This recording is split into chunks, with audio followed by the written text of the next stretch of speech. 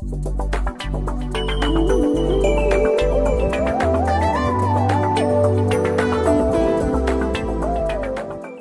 bergabung di kelas Marketing Management dari Harapan Bangsa Business School.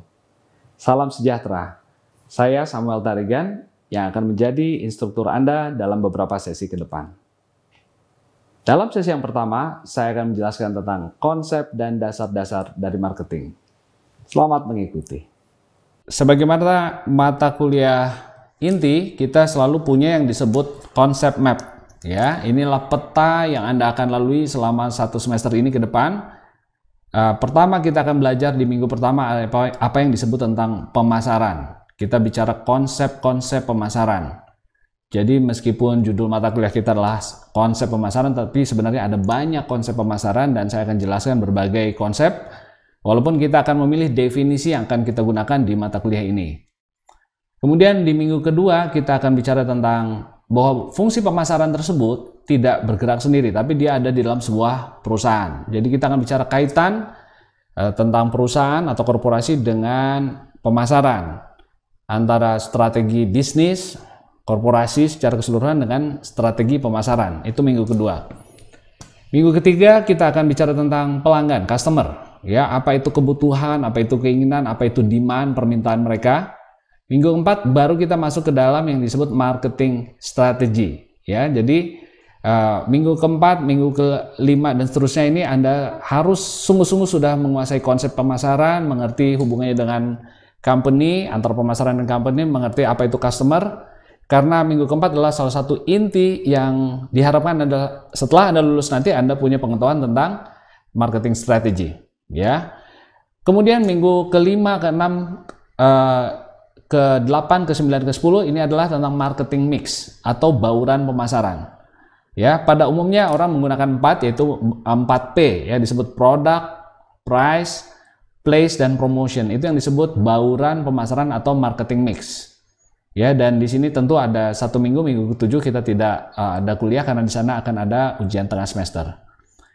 Nah, jadi saudara-saudara saya harapkan Anda tidak lagi bingung apa itu marketing strategi, apa itu marketing mix, karena kita akan bahas semua. Dan jangan sampai terulang kejadian di mana ada calon lulusan kita ketika diuji menjelang sidang, dia tidak bisa menjelaskan apa itu bauran pemasaran, apa itu marketing mix, apa bedanya dengan marketing strategi. Ya, saya harap dalam beberapa minggu ke depan Anda langsung sudah mengetahui jawabannya dan tidak lagi bingung soal apa itu strategi, apa itu marketing mix. Kemudian di akhir semester ada 2 minggu kita akan belajar tentang CRM, Customer Relationship Management. Ini bagian yang penting. Apa itu Customer Lifetime Value dan Customer Equity. Ya, di minggu ini pun saya akan jelaskan sedikit, tetapi di minggu ke-11 Anda akan melihat contoh bagaimana perusahaan bisa mengcapture nilai dari customer dengan menggunakan sistem CRM, Customer Relationship Management. Dan minggu terakhir, minggu ke-12 adalah kita adalah sesi yang dipakai untuk membahas isu-isu yang terkini, misalnya tentang bagaimana membangun competitive advantage, bagaimana menghadapi pasar yang semakin global. Ya, jadi perusahaan-perusahaan asing ada di Indonesia, perusahaan Indonesia juga tidak tertutup kemungkinan untuk memasarkan produknya dan jasanya ke luar negeri. Kemudian bagaimana isu-isu tentang sustainability atau keberlanjutan dan juga masalah-masalah ethical. Ya, jadi ini yang kita akan lihat setiap minggu. Konsep ini saya harap betul-betul Anda bisa ingat. Itu sebabnya kita buat dalam bentuk diagram atau gambar. Supaya dalam kepala kita Anda sudah punya gambaran apa yang disebut tentang pemasaran. Ya, apa itu konsep-konsep pemasaran, hubungannya dengan perusahaan. Anda lihat di sini ada gambar-gambar yang akan menolong Anda di setiap minggu untuk mengingat kembali tentang seluruh konsep yang Anda akan pelajari selama semester ini. Baik. Ya, jadi hari ini kita akan membahas minggu pertama. Anda lihat di kotak pertama ini tentang apa itu pemasaran, apa saja konsep-konsep pemasaran, apa itu selling dan marketing, ya. Kemudian proses pemasaran itu mulai dari mengerti customer, keinginannya dan kebutuhannya, menyusun sebuah strategi. Anda lihat di sini ini color coded ya, jadi warnanya sama dengan di bagian bawah. Anda lihat di sini yang warnanya krem di sini, ini bicara customer, dibahas lebih mendetail, rinci di minggu ketiga. Kemudian strategi, ini warna hijau muda, dibahas di minggu keempat. Ya, kita akan bahas proses ini satu persatu ke depan. Kemudian integrated marketing program warna abu-abu itu dibahas di marketing mix. Ya, jadi integrated marketing program dikenal juga dengan bauran pemasaran atau marketing mix itu yang 4P ya, product, price, place, promotion. Ya, jadi mulai menit ke-10 ini Anda harus sudah bisa menjelaskan apa itu bauran pemasaran ya, yaitu strategi produk, price, place, dan promotion. Kemudian kita akan bicara tentang bagaimana proses tersebut akan dilanjutkan dengan CRM dan juga bagaimana meng-capture value untuk memperoleh profit dan membangun customer equity. Ya, itu yang kita bahas di minggu pertama.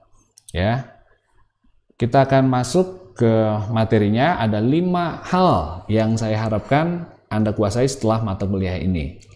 Pertama, Anda bisa mendefinisikan kembali apa itu marketing. Ya, bisa mengulangi kembali dengan pernyataan Anda sendiri. Yang kedua, Anda bisa memahami dan bisa menjelaskan ya apa yang disebut dengan marketplace, apa yang disebut dengan customer needs. Ya, kita akan mengenal beberapa istilah di mata kuliah ini akan dipakai seterusnya, bukan hanya di mata kuliah pemasaran, manajemen marketing, tapi juga di digital marketing 1, digital marketing 2, marketing research, dan banyak mata kuliah lain. Ini istilah-istilah yang akan diperkenalkan. Tujuan yang ketiga dari sesi pertama ini adalah merancang sebuah strategi yang customer driven, ya, strategi pemasaran yang customer driven, berorientasi atau didorong oleh kepentingan customer, dan menyiapkan sebuah integrated marketing plan dan program. Ya. Keempat, bagaimana kita membangun customer relationship dan meng-capture value dari customer. Ya, jadi ini garis besar dari mata kuliah ini yang nanti tentu ada minggu-minggu tertentu di saat-saat mendatang untuk Anda membahasnya lebih terperinci satu persatu. Dan terakhir adalah saya yakin juga membahas tentang landscape atau lanskap pemasaran yang sudah berubah ya. Jadi cara-cara pemasaran yang dulu diajarkan di business school itu banyak yang kini telah berubah ya, dan kita akan bahas beberapa hal yang penting yang Anda perlu ketahui. Baik, tujuan pertama, apa itu marketing? Kita akan langsung bahas ya. Nah, saudara perlu catat dan baik-baik dan coba upayakan bisa menjelaskan kembali dengan bahasa Anda. Ya, karena dalam ujian pasti ini keluar dan bisa dalam bentuk esai, bisa dalam bentuk lisan, bisa dalam bentuk pilihan, ya ada banyak bentuk evaluasi, tapi saya harap Anda bisa mengerti apa itu pemasaran. Pemasaran adalah sebuah proses di mana perusahaan pertama creating value for customers, menciptakan nilai untuk customers. Jadi pemasaran bukan menjual produk saja, tapi pertama-tama adalah memberikan nilai kepada customer. Ya, jadi kita memberikan sebuah manfaat. Nilai dalam hal ini buat customer adalah sebuah benefit. Ya, jadi kita memberikan apa yang mereka butuhkan. Bukan apa yang kita bisa saja, tapi apa yang mereka cari. Itu kata kuncinya. Jadi create value for customers. And build strong customer relationships. Nah, jadi kalau Anda lihat ada kata-kata relationship, ada hubungan. Kenapa kita bangun hubungan? Karena kita tidak ingin sebuah hubungan dengan customer ini terjadi hanya dalam satu kali transaksi, tapi berkelanjutan. Ya, jadi perlu ada hubungan di sana. Tapi ada tujuan yang paling penting, yaitu untuk meng-capture value dari customer. Ya, jadi in order ini adalah rupiah atau dolar atau keuntungan ekonomis. Ya, jadi dengan menjawab kebutuhan customer, kita mendapatkan dolar dan profit dan keuntungan.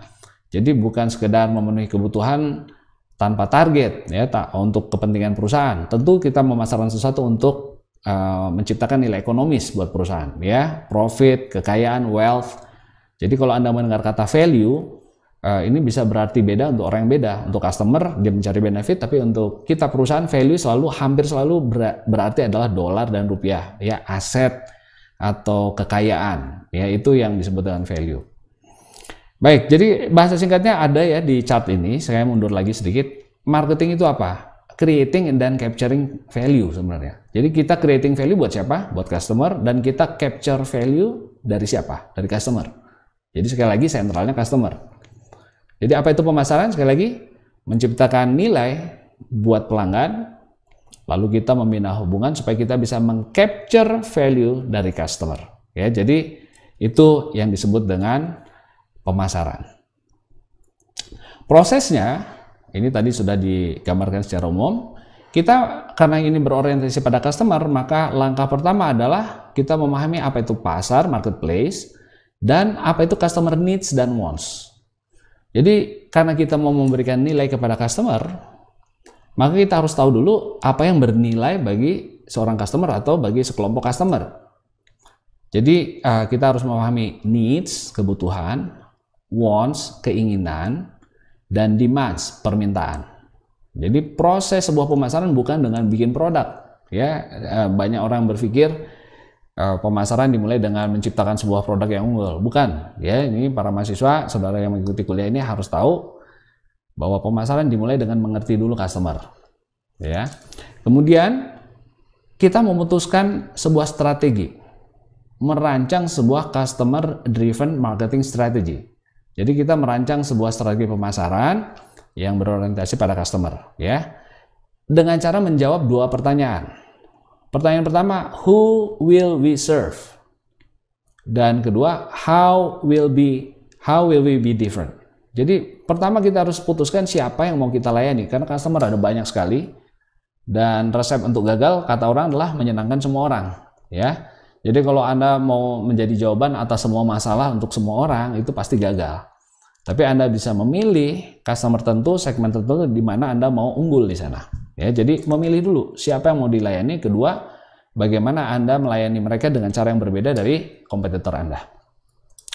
Kemudian yang ketiga adalah menyusun construct an integrated marketing program. Jadi menyusun sebuah program marketing yang terintegrasi. Kata kuncinya integrasi ya. Jadi jangan menyusun secara parsial satu persatu, tapi secara integrated kita buat sebuah program pemasaran yang terintegrasi yang memberikan superior value. Jadi yang memberikan nilai kepada customer. Tadi kan pemasaran itu memberikan nilai. Jadi kita menyusun integrated marketing program yang disebut juga bauran pemasaran atau marketing mix. Terdiri dari product, price, place, promotion. Itu kita susun 4P ini sehingga di mata customer itu bernilai. Ya, lebih daripada yang mereka bayar kepada kita. Ya, itu yang kita harapkan.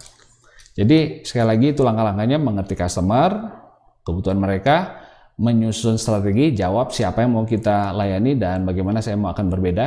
Lalu setelah itu saya implementasikan dalam sebuah integrated marketing program atau marketing mix dalam bentuk rancangan produk, penentuan harga, bagaimana distribusinya, place itu distribusi saudara-saudara ya, dan juga promosinya seperti apa nanti. Kemudian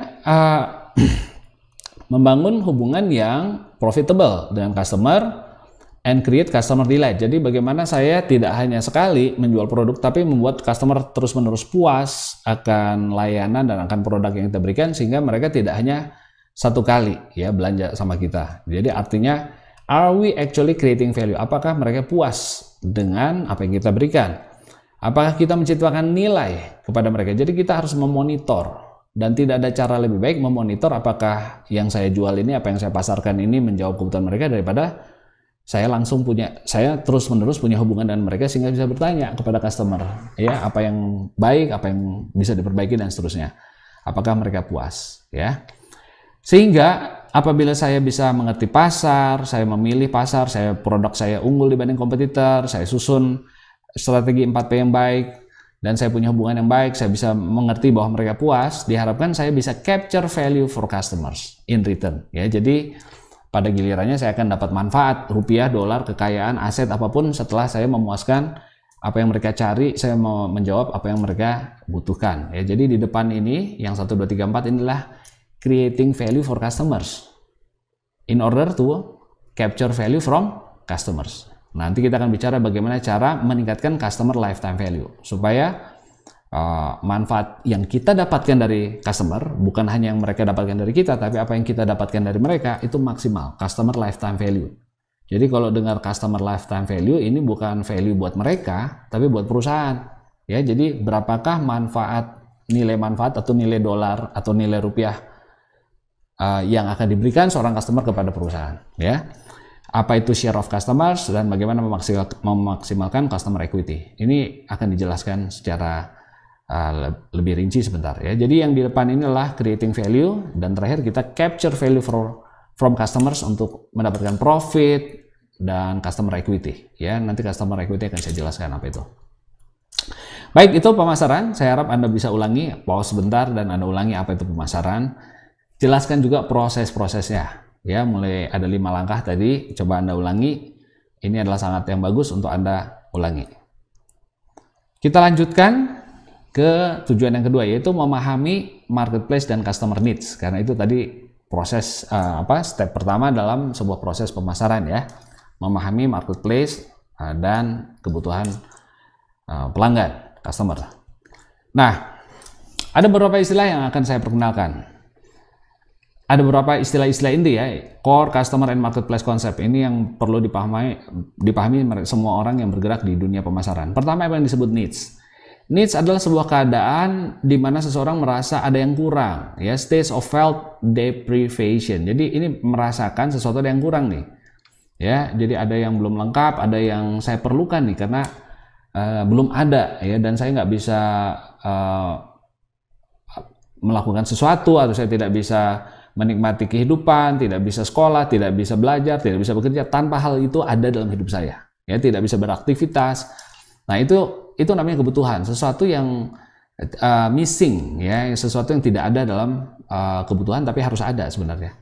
Itu yang disebut kebutuhan. Nah, keinginan adalah the form human needs take as they are shaped by culture, individual, personality.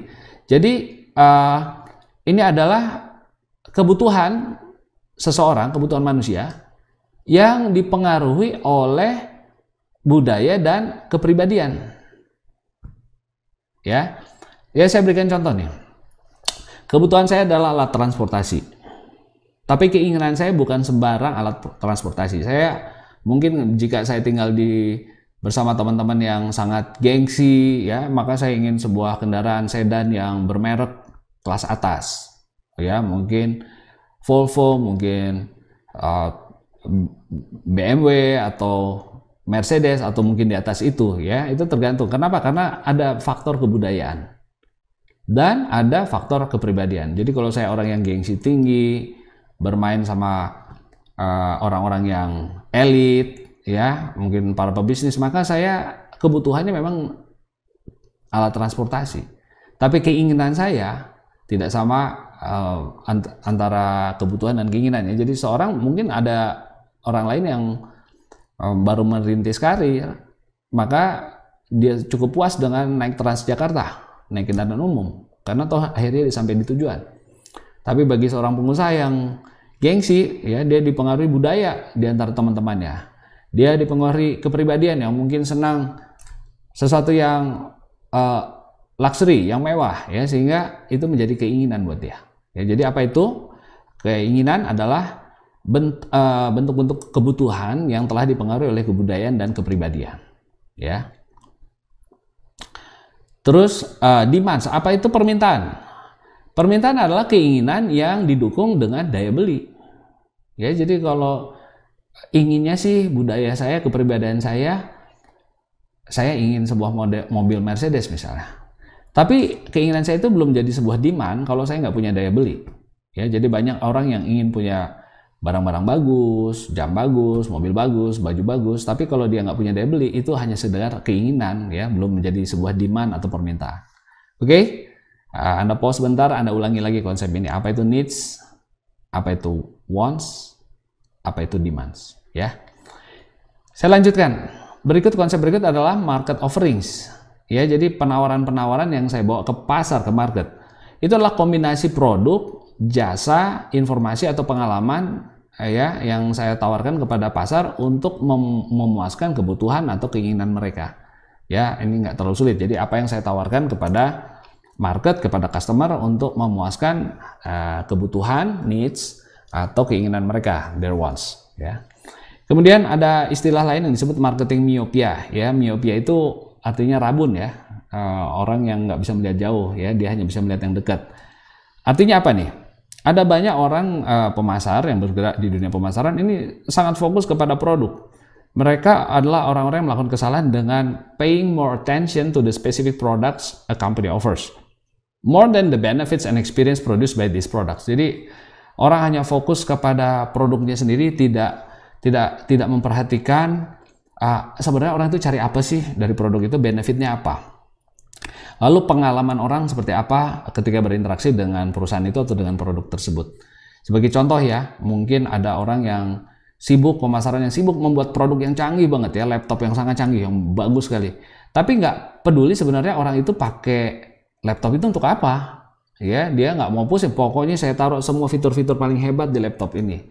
Padahal mungkin ada orang yang kebutuhannya hanya untuk mengetik, atau ingin menggunakannya satu alat yang ringan, mudah dibawa, ya. Nah itu namanya myopic ya, orang yang rabun, dia nggak bisa melihat sebenarnya orang ini bukan sekedar cari laptop, tapi dia cari alat yang bisa untuk mengetik, alat untuk menyelesaikan masalah produktivitas dia sehari-hari, hanya sekedar untuk berkomunikasi dan sebagainya. Ya, jadi banyak orang yang lupa akan benefit, fokus pada fitur produk. Ya, sebenarnya fitur itu kan untuk memenuhi kebutuhan. Ya, jadi benefit itu adalah sesuatu yang memuaskan kita, memuaskan kebutuhan kita. Ini sering terjadi ya. Jadi ini perlu diperkenalkan sebagai salah satu risiko dan perlu dihindari. Kemudian orang juga banyak lupa, yang penting produknya canggih, pengalamannya sulit, dia nggak mau pusing. Saya sering kali membeli produk-produk yang buatan murah ya dari China itu murah, efektif, tapi dia nggak peduli pengalaman customer setengah mati installnya. Ya, saya beli aksesori komputer yang nggak ada petunjuknya. Ya, memang murah, tapi tidak peduli akan pengalaman saya yang sangat sulit untuk bisa memakai alat itu. Ya, jadi itu yang disebut salah satu marketing myopic. Ya, baik. Kita lanjutkan apa itu exchange, pertukaran. Ya, exchange adalah pertukaran adalah sebuah tindakan untuk memperoleh apa yang kita inginkan, sebuah barang yang kita inginkan dari seseorang, tentu dengan mendapatkan sesuatu timbal balik ya, sesuatu kembali. Jadi misalnya kalau perusahaan melakukan exchange, dia berikan produk atau dia berikan jasa, service, maka dia mendapatkan uang, dia mendapatkan fee, dia mendapatkan bonus, dia mendapatkan profit, apapun itu karena terjadi sebuah exchange ya. Sementara customer dia bayar dan dia dapat produk, itu yang disebut pertukaran ya, exchange.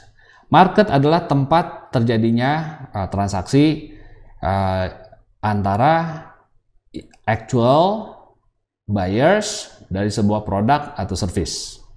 Jadi yang disebut pasar tempat terjadi transaksi, tapi dalam pemasaran yang disebut market itu bukan hanya tempat transaksi, tapi termasuk yang potential buyers. Jadi yang belum membeli produk kita itu juga kita sebut market. Ya, jadi jangan hanya sempit ya. Pasar itu seperti lihat pasar yang kita kenal di pasar tradisional ya. Oh, itu tempat terjadinya pertukaran. Yang disebut market dalam pemasaran adalah orang yang betul-betul membeli dan orang yang mungkin akan membeli. Itu termasuk market kita. Ya, jadi definisi itu jangan sempit. Ya, banyak orang berpikir marketnya adalah sesuatu yang sudah terjadi, sesuatu yang sudah bertransaksi. Jadi mungkin Anda pernah dengar cerita kisah ya lucu, anekdot ya, orang ke Afrika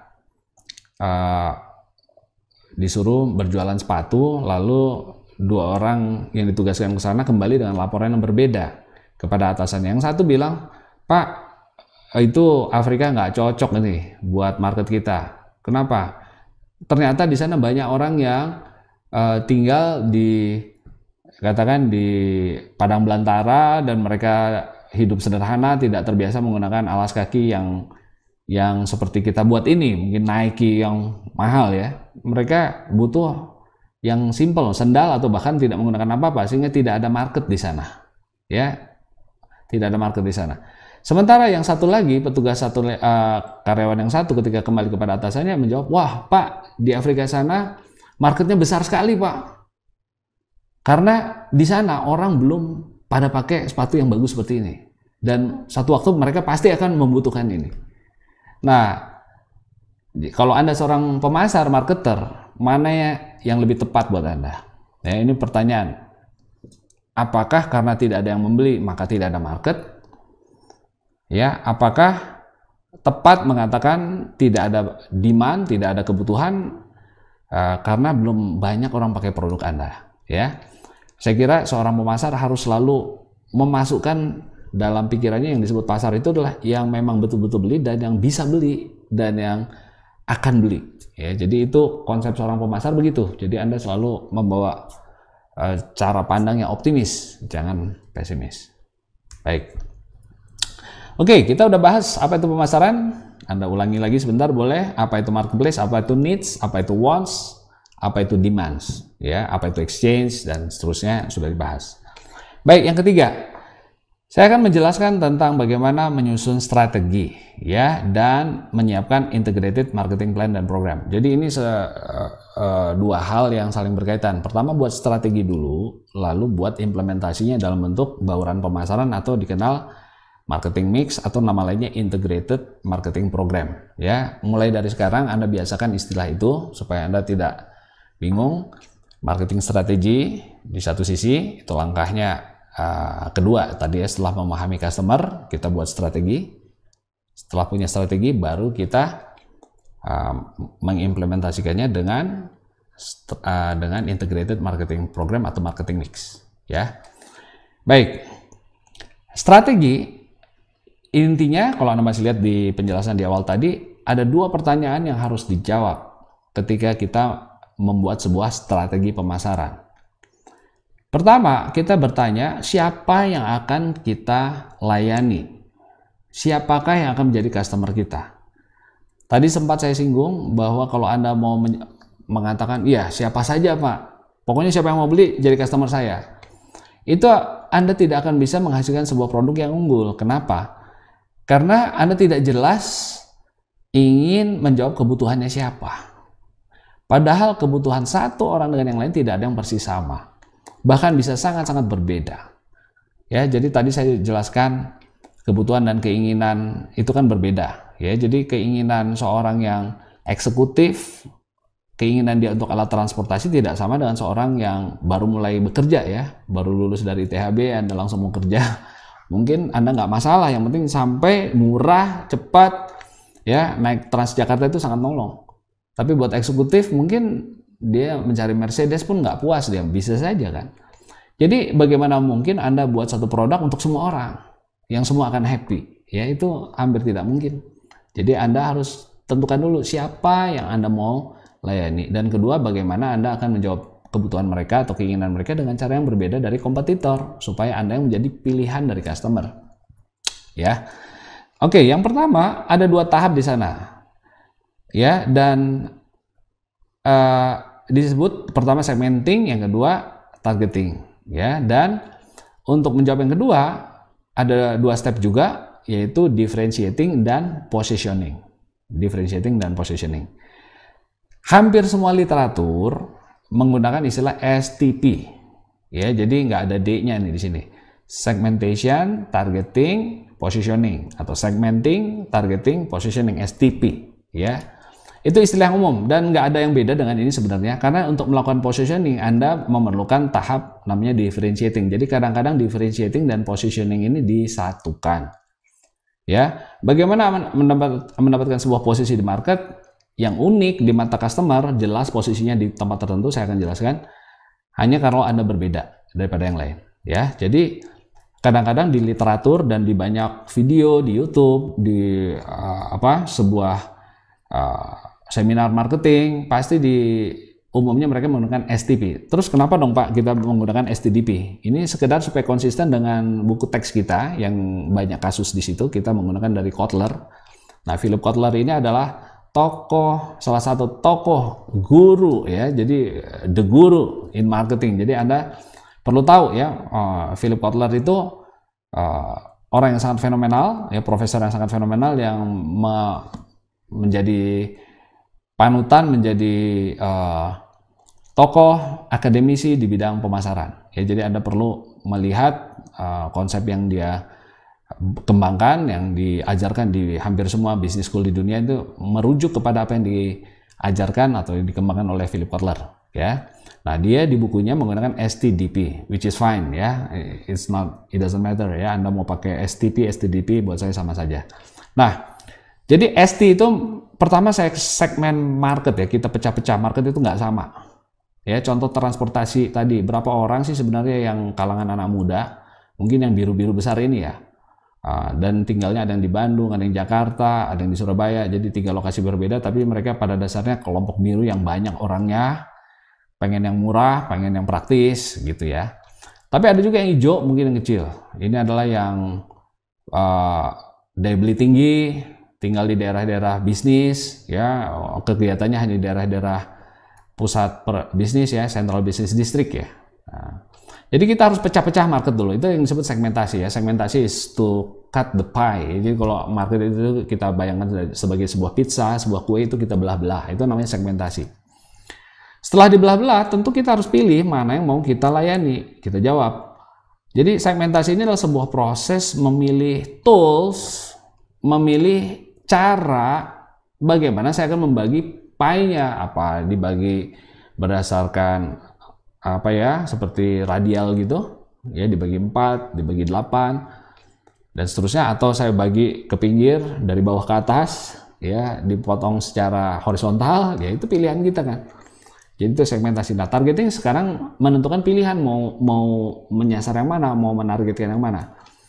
Ada banyak cara memilih target ya. Misalnya Anda mau pilih berdasarkan size, Anda cari yang paling gede deh ya, market yang paling besar. Itu size. Ada lagi yang berdasarkan growth ya, karena size sekarang besar belum tentu 5 tahun lagi masih besar. Sebaliknya, satu segmen yang sekarang masih kecil mungkin berapa tahun lagi akan menjadi besar.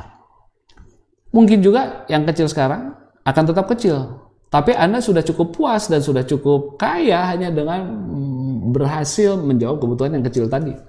Ya, jadi itu ada beberapa proses, nggak hanya cari yang paling besar atau yang paling cepat bertumbuh.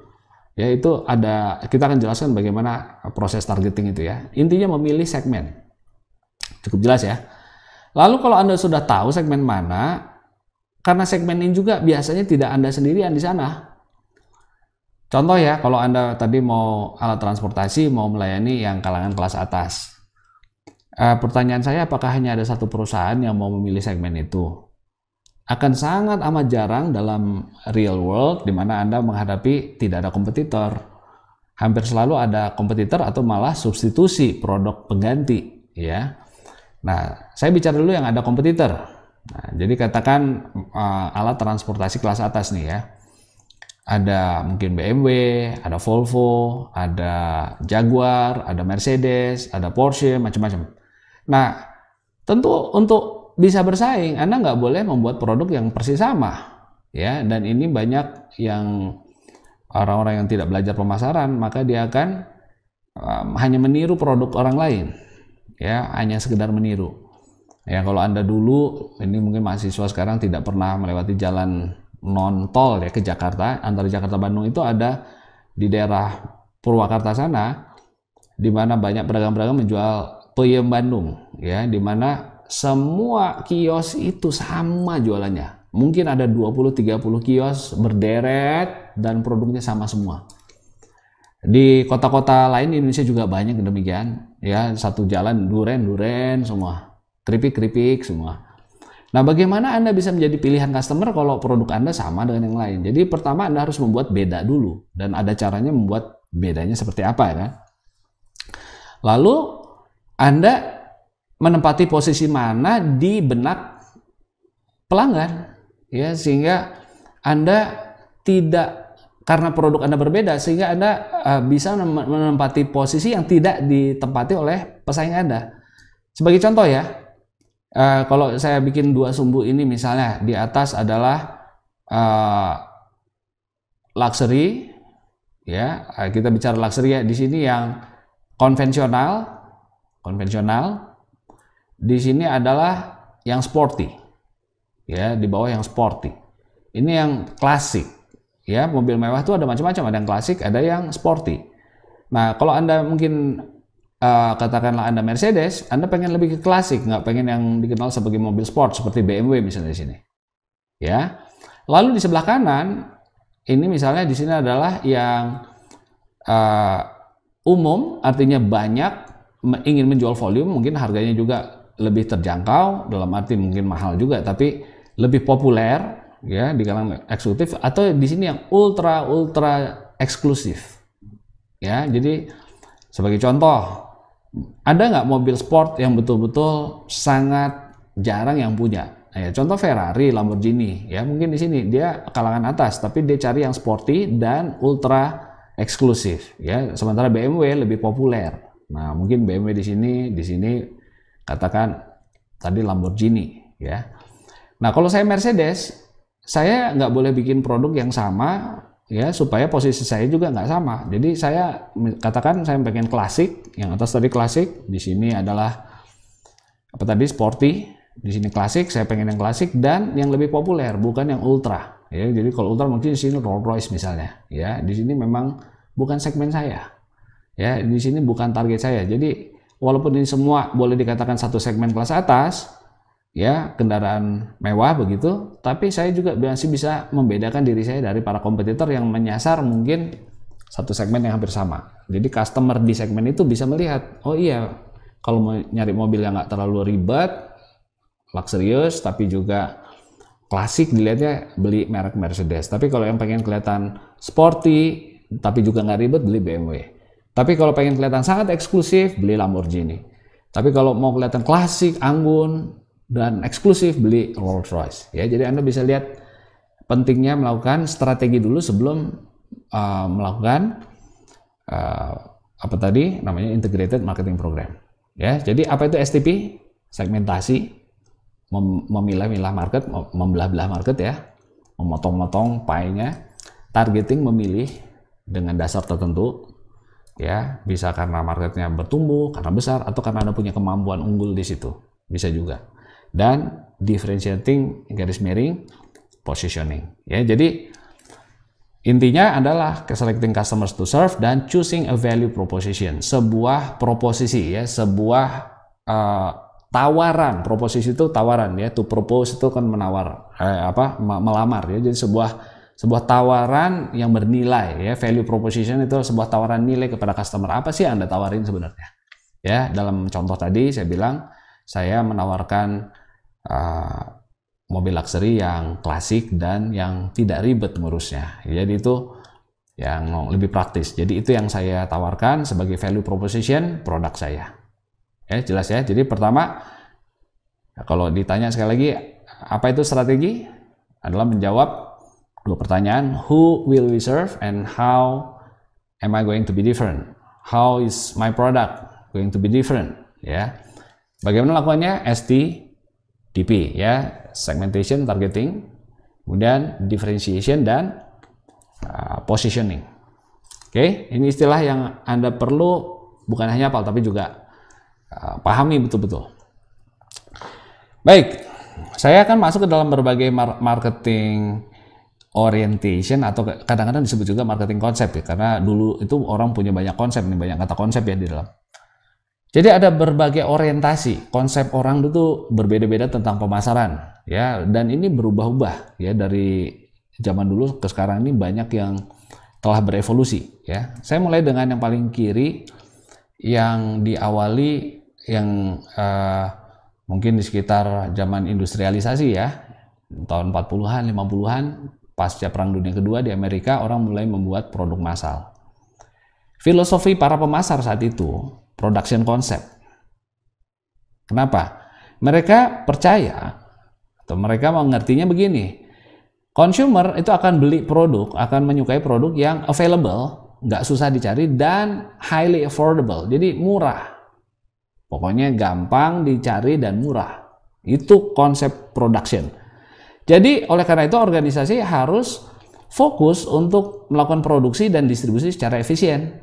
Jadi harus dibikin dengan murah dan disebarluaskan dengan cara yang seefisien mungkin sehingga semua orang bisa beli dengan mudah dengan harga yang murah. Nah, berlomba-lomba. Jadi orang membuat mobil-mobil yang apa dulu ya, dimulai dengan Ford, dia bikin ban berjalan supaya harga produksi turun. Ya, Ford adalah mobil pertama yang dikerjakan dengan sistem ban berjalan. Ya, jadi tidak banyak orang mengerjakan macam-macam hal di satu mobil seperti membuat project, tapi ada yang khusus mengelas, ada yang membuat chassis, ada yang memasang kursi ya seperti ban berjalan, sehingga mereka bisa produksi secara cepat dalam jumlah yang banyak. Ya, itu production concept. Yang berikut adalah product concept. Jadi bukan sekedar production, pokoknya bikin yang banyak dan murah.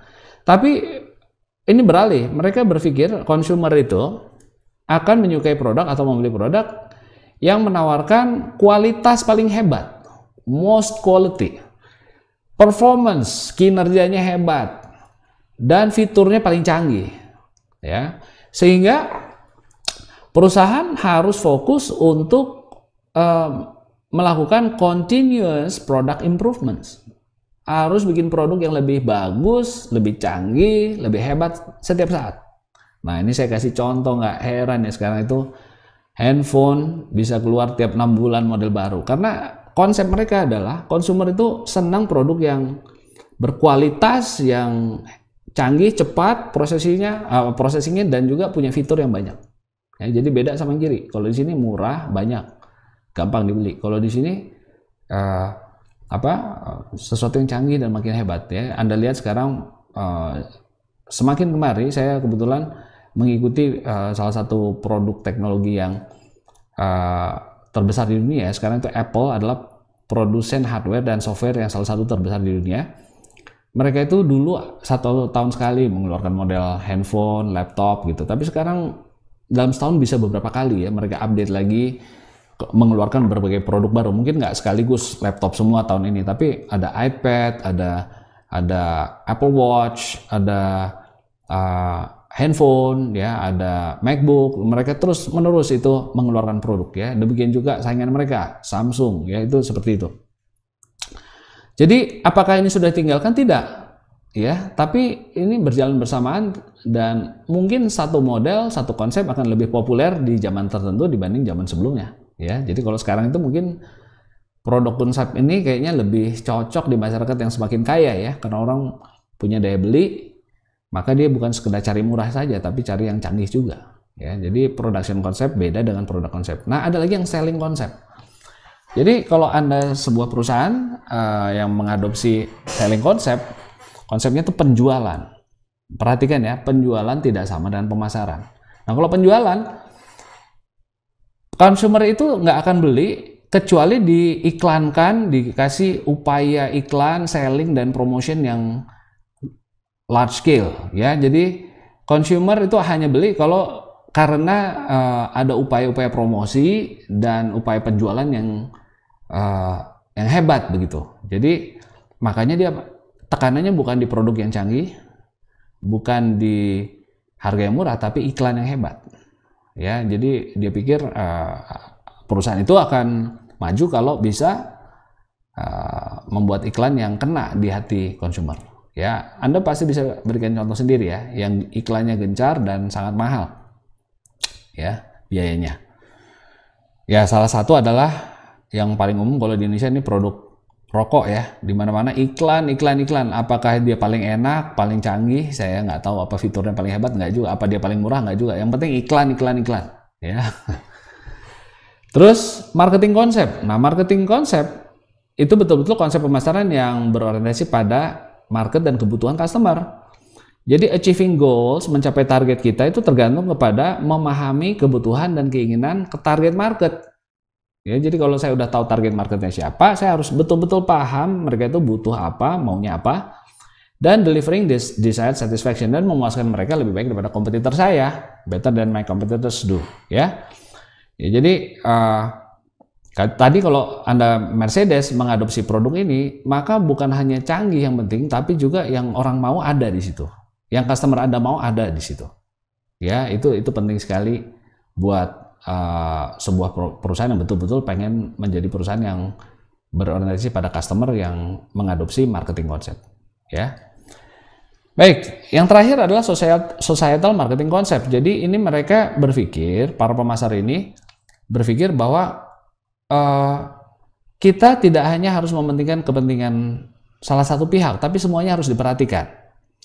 Jadi kalau saya menjual sesuatu atau mau memasarkan sesuatu, saya harus mempertimbangkan keinginan consumer wants, kebutuhan keuntungan perusahaan, company's requirements, consumers long run interest, kepentingan customer saya juga bukan yang sekarang tapi juga jangka panjang, dan society's long run interest. Jadi memperhatikan kebutuhan masyarakat secara umum. Jadi bukan hanya perusahaan dan customer, tapi juga masyarakat diuntungkan nggak dengan produk saya. Nah, itu contohnya. Maka ada produk-produk yang menampilkan iklan-iklan menekankan tentang bagaimana mereka ini membawa kebaikan di tengah masyarakat, ya, mengurangi polusi, ya, mengurangi kemacetan. Karena apa yang mereka hasilkan bukan hanya menguntungkan pelanggan dan menguntungkan perusahaan, tapi juga masyarakat secara umum diuntungkan. Ya, jadi misalnya produsen-produsen energi yang terbarukan, ya, Tesla misalnya, ya, mereka mungkin akan promosi dengan Tesla ini kita mengurangi polusi.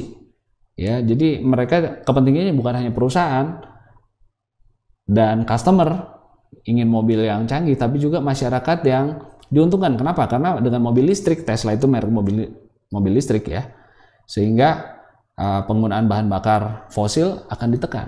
Ya, jadi ini beda konsepnya. Sekali lagi, production yang penting orang akan beli kalau gampang dicari dan murah. Produk konsep orang akan beli kalau canggih, hebat, banyak fitur. Selling konsep orang akan beli kalau dijualkan sesuatu melalui iklan, banyak promo, banyak diskon mungkin ya. Marketing konsep orang akan beli kalau sesuai kebutuhan mereka, jadi saya harus ngerti kebutuhan mereka. Social marketing konsep orang akan beli sesuatu yang bukan hanya menguntungkan customer dan perusahaan, tapi juga menguntungkan masyarakat. Ya, jadi Anda ulangi lagi di sini supaya Anda tahu bedanya. Lalu penting sekali Anda membedakan, tadi saya sudah singgung sedikit, bedanya marketing dengan selling. Marketing, pemasaran, melibatkan penjualan, selling. But selling is not marketing. Ya, jadi penjualan itu lebih sempit daripada sekedar marketing. Jadi marketing itu, pemasaran itu bukan hanya menjual sesuatu ya. Nah, saya jelaskan. Selling itu mirip yang production tadi. Pokoknya saya bikin fokus saya starting point-nya dari pabrik nih. Saya bisa bikin apa? Ya, jadi mulainya saya bisa bikin apa ya? Ya, jadi kalau Anda mau bisnis, kalau pikirannya selling, filosofinya selling, maka Anda mikir, saya mau bikin apa nih? Dari pabrik saya dulu. Fokusnya bikin produk. Oh, saya udah bisa bikin bakso nih, bisa bikin mie nih. Maka saya fokus pada produk mie saja. Caranya gimana? Saya harus banyak jualan dan promosi. Ya, di FB, Instagram, saya iklanin teman-teman saya. Tujuannya apa? Supaya saya untung dengan jualan banyak. Nah, ini nggak asing ya. Banyak sekali orang yang bisnis kayak gini kan. Ini nggak salah juga. Tapi ini namanya konsep jualan. Saya bikin produk dulu, produknya dibagusin, dijualin, dipasangin iklan supaya saya untung kalau penjualannya banyak. Dan ini praktek banyak usaha. Pemasaran dibalik ya. Saya itu mulai dari market. Orang itu butuh apa sih? Apa kebutuhan mereka atau needs mereka yang belum dipenuhi orang? Nah, ya, saya kasih contoh tadi. Mungkin kalau misalnya Gojek ya, waktu itu orang butuh transport yang cepat, murah, dan bisa dipanggil setiap saat. Nah, dia bukan bikin Gojek dulu, pokoknya bikin aplikasi yang canggih deh. Enggak, dia lihat dulu kebutuhan orang apa ya yang belum dijawab. Mulai dari market, cari needs-nya, lalu buat program pemasaran. Masih ingat integrated marketing apa saja? Bukan hanya promosi, dia desain produknya. Perhatikan, terbalik ya. Kalau di sini produknya udah lebih dulu baru dijual. Kalau di sini tahu dulu marketnya baru bikin produknya. Ini akan beda. Kenapa? Karena produk yang saya buat akan sesuai dengan apa yang orang mau. Jadi saya tidak bikin dulu produk lalu saya paksa jual. Tapi saya tanya orang maunya apa baru saya bikin. Gitu. Ya, cukup jelas ya. Apa tadi integrated marketing? Produknya saya ciptakan, ya. Kemudian price ditentukan. Kemudian place, distribusinya lewat mana, dan promosinya seperti apa, ya. Baru saya dapat profit. Nah, kalau tadi lewat jualan yang banyak, sales volume, saya profit karena orang puas, orang happy, sehingga balik lagi, rekomend ke orang beli. Ya, ujung-ujungnya volume naik juga. Tapi lebih penting buat saya puas dulu. Customer yang puas, pasti hidup saya nggak susah. Nah, itu filosofi seorang marketer. Kalau di sales kadang-kadang nggak pusing, orang mau marah kayak masih banyak yang lain mau beli, begitu ya. Jadi saya pernah nih banyak pengalaman, saudara juga pasti punya ya, pernah kesel ya beli barang yang cukup laku lalu barang tersebut mengecewakan kita dan dia nggak care sama kita, dia bilang lu nggak mau beli masih banyak yang mau, yang penting gue jual banyak. Nah, itu sales ya, selling. Dan zaman sekarang mungkin ini semakin ditinggalkan ya, karena orang tahu, orang pasti cenderung memilih yang market oriented, bukan sales oriented ya. Orang yang tahu kebutuhan saya, produknya cocok sama saya, dan dia pengen bikin saya puas ya. Nah, sebagai Anda pemasar, Anda harus mulai tinggalkan filosofi sales. Hanya sekedar jual-jual, achieve target. Mulai dengan kebutuhan mereka apa. Ya, itu dia. Baik, integrated marketing program tadi sudah saya jelaskan, product, price, place itu distribusi ya, dan promotion. Marketing mix, jangan lupa ya, mulai sekarang kalau ditanya apa itu bauran pemasaran, marketing mix ya, Anda harus bisa jawab. Dan langkah ini lakukan setelah apa? Setelah STDP tadi, strategi ya. Wah, jadi lupa lagi nih Pak. Ya, nggak apa-apa, Anda ulangi. STDP adalah strategi, marketing mix adalah 4P ya. Dan mohon dihafalkan sekali karena bukan hanya untuk ujian, tapi ini istilah yang dipakai banyak orang ya. Dan Pak Ketua Yayasan pernah komplain soal kuliah ini karena banyak mahasiswa yang ketika dicek mau kerja praktik dan beliau nggak ngerti apa itu bauran pemasaran ya. Baik, kita tidak terasa sudah sampai pada objektif keempat. Anda ulangi lagi nanti bagian-bagian penting ya.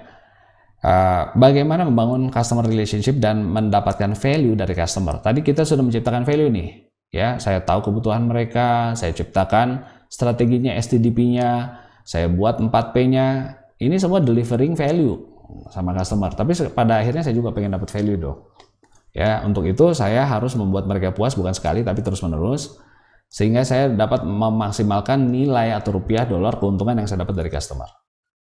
Baik, hari ini perusahaan perlu punya hubungan dengan customer karena intinya nggak mau jualan satu kali, pengen berkali-kali ya, dan jangka panjang. Jadi hubungan ini penting. Saya berikan contoh customer relationship management yang bagus, yaitu BCA prioritas ya. Di sini di mata kuliah ini akan banyak contoh-contoh, bukan saya promosi ya, tapi memang ini salah satu contoh yang terbaik.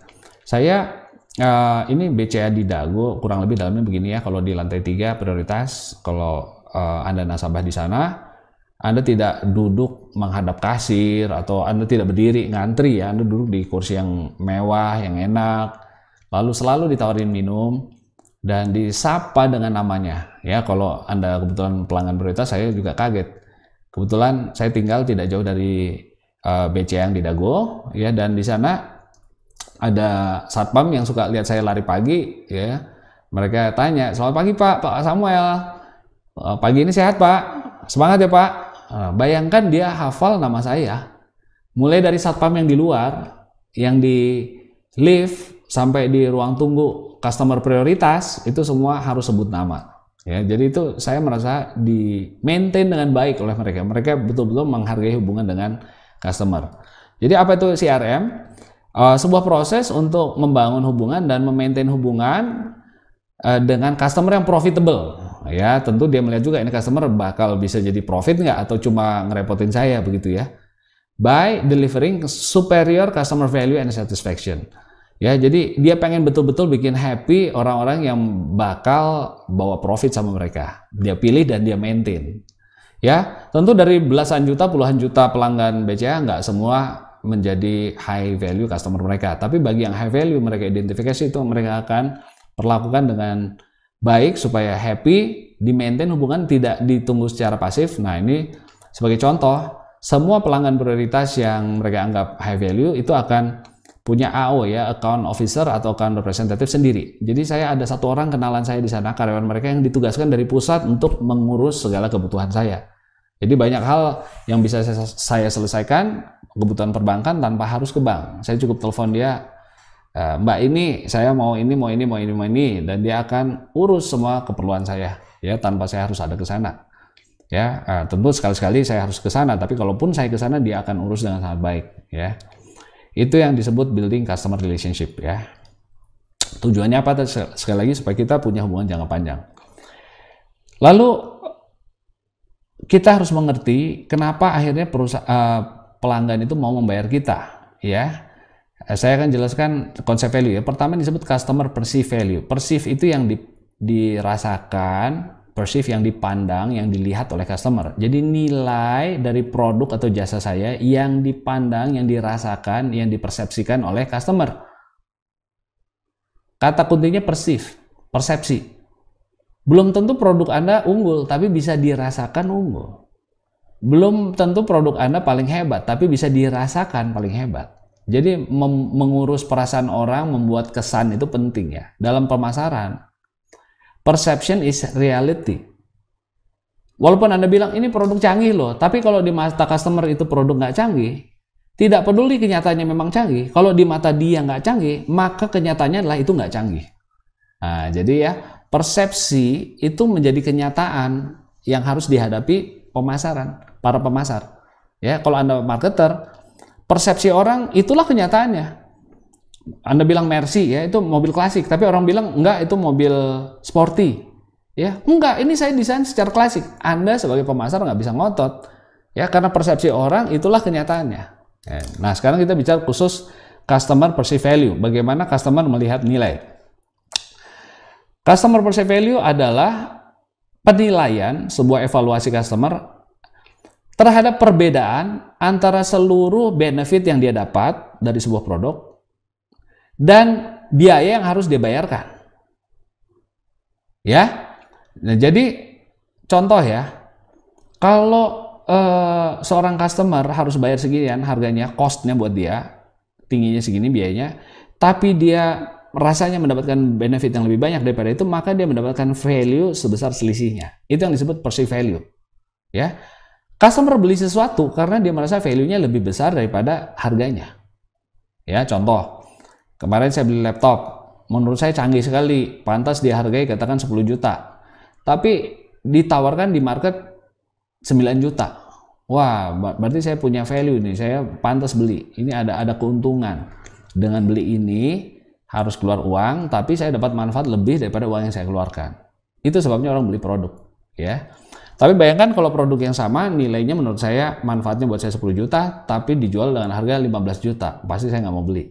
Gitu ya. Nah, artinya value itu tidak sama dengan harga. Tidak sama dengan harga. Saya kasih contoh ya. Ada dua produk A dan produk B. Dari segi harga, produk B ini lebih tinggi daripada harga produk A. Produk B ini lebih tinggi daripada produk A harganya. Tapi value-nya dirasakan lebih besar. Selisihnya antara benefit yang didapatkan dengan membayar lebih mahal dibanding yang ini. Nah, ya jadi Anda lihat kalau Anda customer, Anda pilih yang mana? Kalau Anda bisa beli, pasti Anda pilih yang B. Kenapa? Benefit yang didapatkan sekian tingginya, harga yang dibayarkan sekian, Anda dapat keuntungan sekian.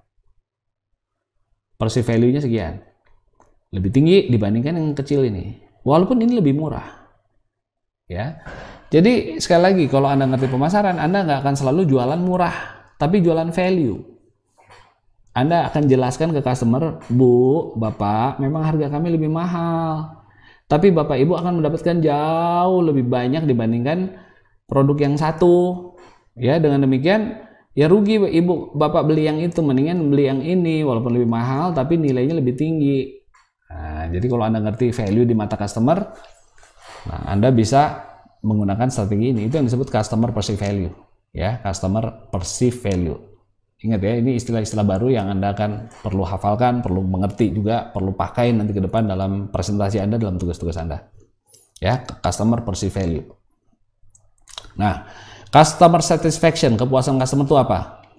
Itu adalah sejauh mana sebuah produk yang Anda hasilkan itu memenuhi harapan, ekspektasi pembeli. Jadi, kepuasan itu kaitannya sama ekspektasi dia. Ya. Jadi kalau tadi kita punya perceived value kayak gini, punya orang bayar produk sekian, dia dapatkan manfaat sekian, ekspektasinya juga sama, maka dia puas. Dia puas, ya. Dia berharap dapat benefit sekian, kenyataannya dia dapatkan sekian, dia bayar sekian, maka dia puas. Itu yang disebut customer satisfaction. Orang puas kalau harapannya terpenuhi. Harapan akan apa? Benefitnya cocok sama yang dia cari, ya. Tentu Anda pernah puas, Anda nggak pernah puas, ya. Tentu puas nggak puas itu karena harapan Anda nggak terpenuhi mungkin ya. Ya begitu ceritanya. Baik, saya kasih contoh ya tentang customer satisfaction. Ini gambar dari sebuah hotel Ritz-Carlton. Saya pernah dulu dalam tugas salah satu di Jakarta ya menginap di Jakarta karena saya bilang sama klien saya tinggal di Bandung. Ya, saya kerja di Booz Allen. Booz Allen bilang saya sudah di Bandung nih, saya sudah pindah. Nah, saya bekerja di sana untuk project telco. Mereka bilang nggak apa-apa, part time deh Pak, bantu kami karena waktu itu saya belum terlalu lama meninggalkan dunia consulting. Nah, mereka taruh saya di hotel ini setiap kali saya ke Jakarta, ya 3 hari semalam selama 2 bulan gitu, 2-3 bulan. Ini hotel yang luar biasa dan termasuk yang terbaik yang saya pernah tinggali. Bukan apa bagaimana dia melampaui harapan saya. Kenapa saya puas sekali di sana? Nomor satu, clean ya, bersih sekali, nggak ada sepotong rambut pun yang kotor, dimanapun tidak ada, bersih sekali. Ya ini posisinya Ritz-Carlton tuh di Mega Kuningan ya.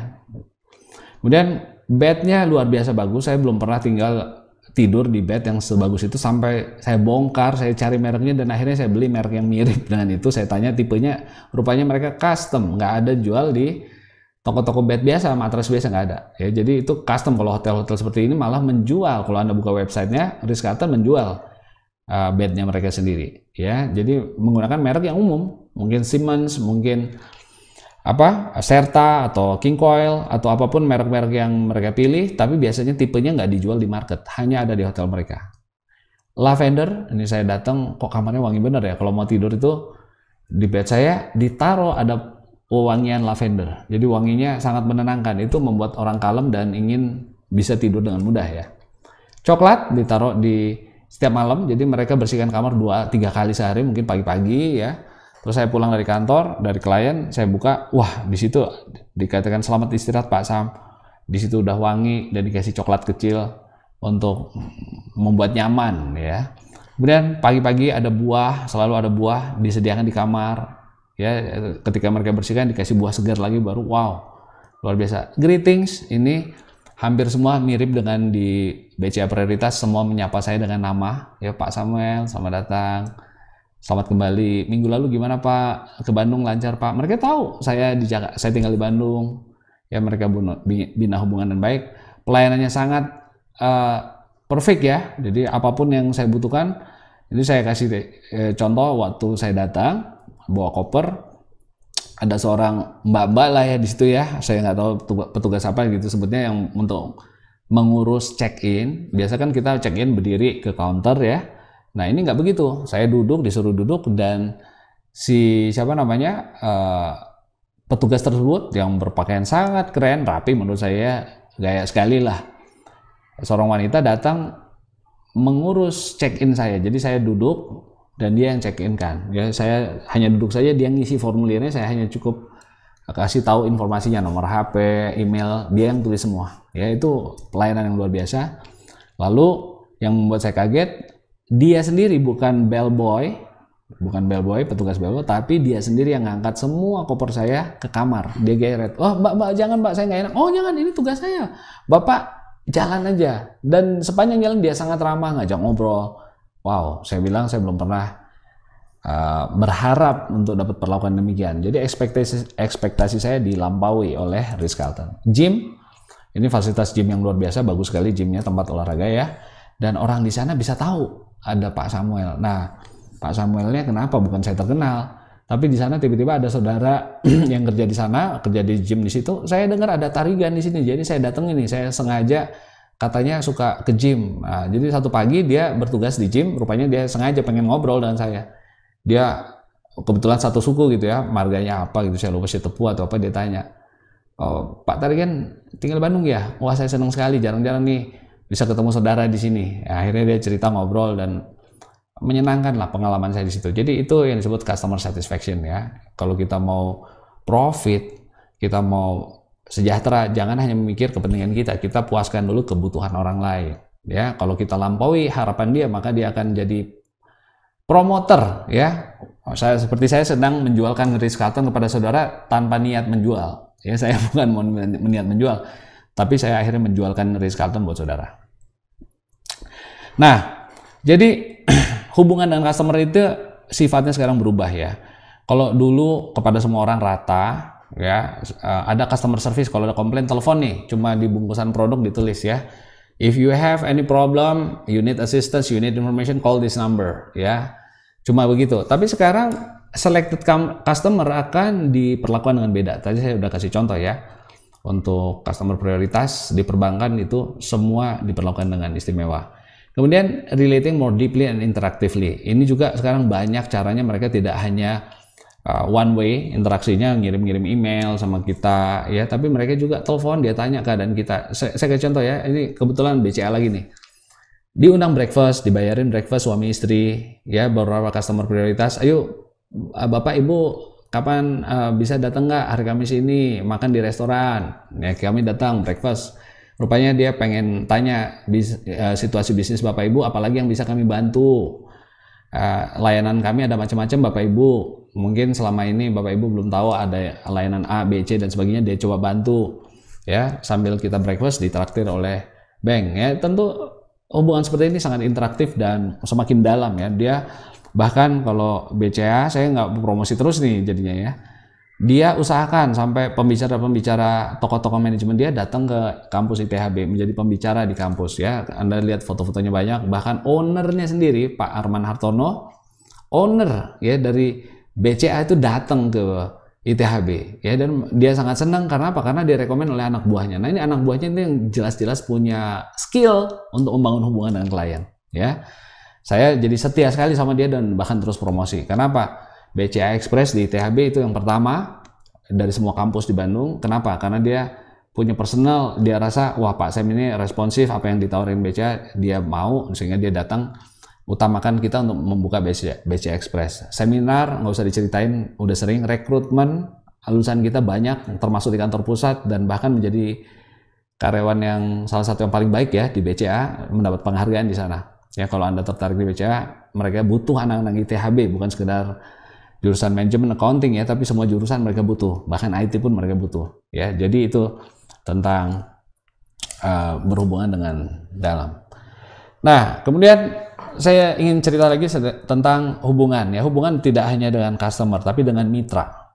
Kalau Anda pemasar, seorang marketer, Anda tidak hanya punya hubungan dengan customer tapi juga dengan partner. Kalau Anda bagian marketing, nanti suatu hari kerja di bagian marketing, by the way, kalau Anda jago marketing, Anda dicari-cari di seluruh dunia ya. Di Indonesia dicari, di seluruh dunia dicari, karena setiap produk pasti membutuhkan marketer ya. Jadi di dalam sebuah company Anda harus punya mitra. Contoh, jangan kerja sendiri, Anda perlu kerja dengan tim sales. Kalau Anda di marketing, kerjalah dengan sales, kerjalah dengan finance, kerjalah dengan production, supaya bisa memenuhi customer dengan baik. Kadang-kadang ada orang yang punya kebutuhan spesifik dan Anda harus bekerja ekstra, tidak memberikan produk yang standar, tapi Anda harus customize. Jangan langsung bilang, wah nggak bisa Pak, Bu, kami nggak jual yang begitu. Cek dulu, jangan-jangan memang perusahaan mengizinkan untuk membuat produk Anda di custom untuk kebutuhan tertentu. Ya. Contoh di P&G, Procter & Gamble, ya Anda mesti tahu ya, ini produsen consumer products, lihat semacam Unilever. Ya, kalau untuk retail account mereka punya cross functional team. Jadi bagian production, finance dan marketing ini ketemu dengan customer supaya tahu kebutuhan mereka secara pembayaran kayak apa, secara produk kayak apa, sehingga nggak susah harus lewat marketing, semuanya tahu kebutuhan customer. Ini jadi kalau Anda punya Anda kerja di perusahaan, Anda harus tahu di fungsi marketing Anda harus kerjasama dengan divisi lain ya. Kemudian ada partner di luar firm Anda. Supplier Anda itu salah satu distributor Anda, produk Anda. Itu adalah orang-orang mitra-mitra yang harus Anda bekerja sama dengan mereka supaya bisa memasarkan produk dan baik.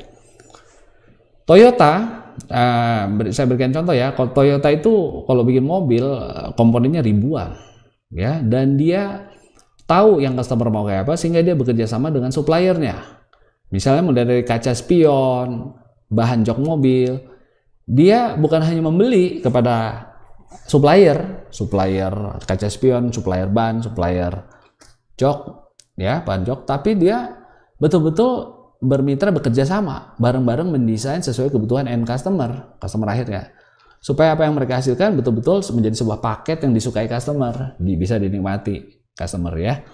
Jadi Toyota nggak mau jualan sesuatu terus katakan dia pengen bikin mobil berkualitas, tapi dalam berapa bulan kaca spion udah lepas, lalu ketika orang komplain, Toyota bilang itu bukan kami yang buat, itu supplier yang buat. Nah itu nggak bisa begitu, karena the whole marketing itu harusnya mencakup produk dari manapun asalnya. Ketika Anda yang menjualkan, itu harus memuaskan customer ya.